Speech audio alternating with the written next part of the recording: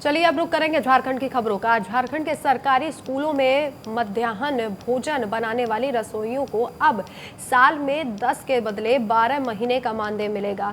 इसके अलावा रसोइया अब 60 साल की उम्र तक काम कर सकेंगे। शिक्षा मंत्री जगन्नाथ महतो ने बुधवार को इन मांगों पर सहमति दे दी है। इसी के साथ रसोइयों के लिए सेवा शर्त नियमावली भी बनाई जाएगी, जिसकी प्रक्रिया जल्द शुरू होगी। दरअसल शिक्षा मंत्री ने अपने आवास पर रसोइया संघ के प्रतिनिधि मंडल से मुलाकात के बाद ये फैसला लिया गया है, जिसमें संघ का प्रतिनिधि मंडल विधायक सुदिव्य कुमार सोनू के नेतृत्व में शिक्षा मंत्री से मिला था, जहां संघ की मांगों को लेकर बातचीत की गई थी।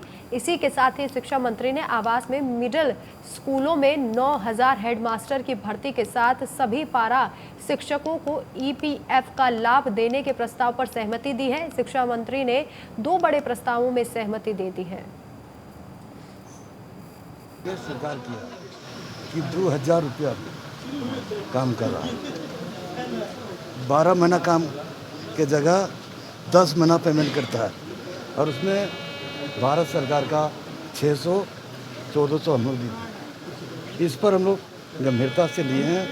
उसका जो 60 साल था, पारा टीचर के मॉडल पर हम लोग करने का प्रयास कर रहे हैं और करेंगे। और माननीय मंत्री के समक्ष आज एक सौहार्दपूर्ण माहौल में वार्ता हुई, और उस वार्ता में रसोइया संघ की जितनी भी जायज और उचित मांगे थी उनको माननीय मंत्री ने सुना।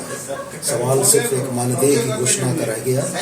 तो माननीय मंत्री का यह कहना कि सचिव के आ जाने के बाद बजटीय प्रावधानों के आलोक में विचार विमर्श करके आगामी विधानसभा सत्र के बाद उसमें और वहीं बोकारो के वेदांता इलेक्ट्रोस्टील प्लांट में ट्रांसफार्मर ब्लास्ट हो गया, जिसके कारण 4 मजदूर घायल हो गए। सभी घायलों को जनरल अस्पताल में भर्ती कराया गया है।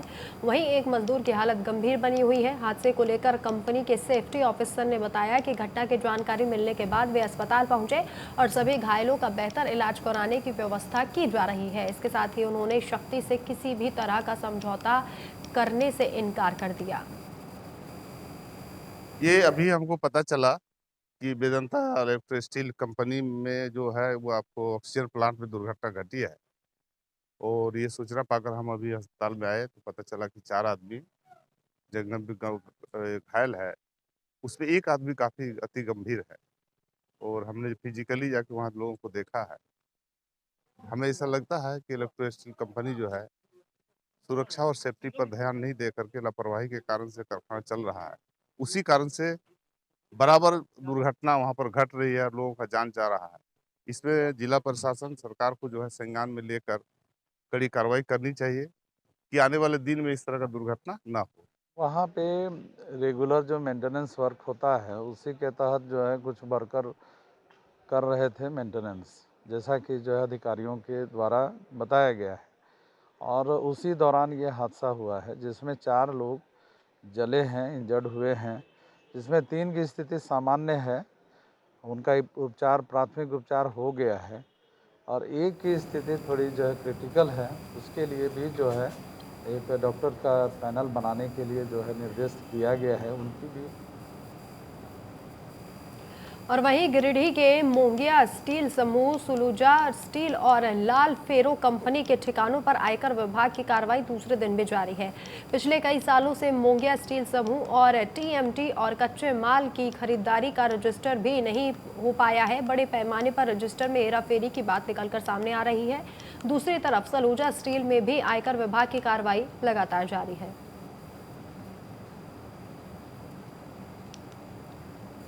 और वहीं जमशेदपुर के बिष्टुपुर थाना पुलिस ने महिलाओं से लूटपाट करने वाले गिरोह के 2 युवकों को गिरफ्तार किया है, जिनके कब्जे से पुलिस ने लूटे गए पर्स, मोबाइल और एक बाइक को बरामद किया है। आपको बता दें कि आरोपियों ने राह चलती महिलाओं से पर्स और मोबाइल लूट की घटना को अंजाम दिया था। महिलाओं की शिकायत के आधार पर पुलिस ने कार्रवाई कर 12 घंटे के अंदर आरोपियों को गिरफ्तार कर जेल भेज दिया है। वहीं पुलिस अब आगे की कार्रवाई में जुट गई है।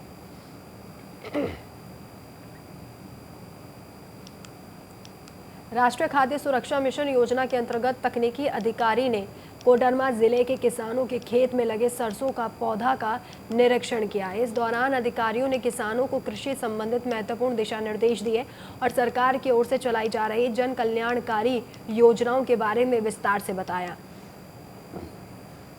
भी समस्याएं हैं वो अपने जिला स्तर के जो अधिकारी कर्मचारी आते हैं उनसे मिलें, अपने जो नई नई तकनीकें हैं उन्हें सीखें, उन्हें अपने प्रक्षेत्र पे अमल में लाएं और जो रोग व्याधि कीटों के रोकथाम के लिए जो दवाएं या जो सुविधाएं उपलब्ध होती हैं उनके बारे में जानकारी प्राप्त करें और वो सुविधाएं लें और उनका समुचित उपयोग करें।